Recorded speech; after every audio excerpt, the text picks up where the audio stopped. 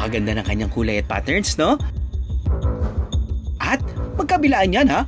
Pero huwag magpalinlang sa maganda nitong itsura, mga kaaha. Dahil ang ahas na ito, may taglay na kamandag.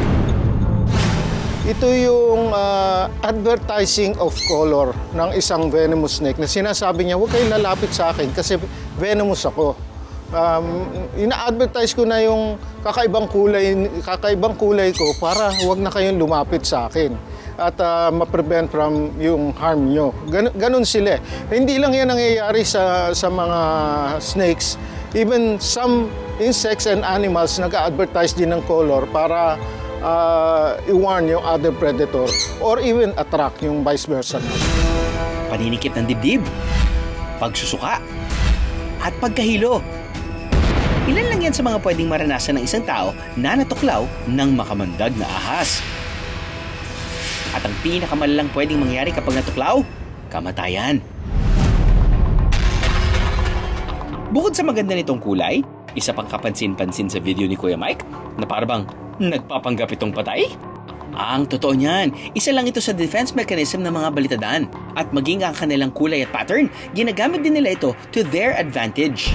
Ang buntot ng ahas na ito, ang pinakamakulay na parte ng kanilang katawan. At alam niyo bang nagagamit nila ito para ipagtanggol ang kanilang sarili? Kapag nararamdaman nilang may aatake sa kanila, tinutupi nila ang kanilang buntot para makita ng kalaban. Habang nakatuon ang kalaban sa buntot, ang tunay na ulo ng ahas ay nakatago at handang tumakas, magpahinga o umatake. Ang pag-atake na ito, ginagawa ng balitadaan sa mga insekto, hayop o kapwa nila ahas. Hindi naman siya nangahabol ng tao. Hindi naman siya yung lumalaban talaga, kundi yung nagkukunwari lang siya na patay. Sa amin sa mga katutubo, alam namin na makamandag talaga yun siya kasi ang kasabihan ng mga matatanda pagka mabait yung ahas, makamandag daw talaga. But they're considered to be less dangerous to humans. Maliit kasi ang kanilang bunganga at ngipin. Kaya kung kumagat man ito ng tao, kadalasan ay hanggang sa balat lang bumabaw ng kanilang pangil kung saan manggagaling ang kanilang venom. Nasa likod ng kanilang fangs. So kailangan nilang nguyain yung kanilang prey bago ma-deliver yung venom. Kung medyo malaki kang tao, medyo mahirapan sila i-deliver kasi hindi nila maabot. Pero kung mahagip ka doon sa mga dulo ng mga daliri at mga most likely ma-deliver ka agad nila yung venom. Dito naman sa isang masukal na lugar, isang tila bagong nilalang ang namataan. Mas nang mabuti ang video, mga kaaha.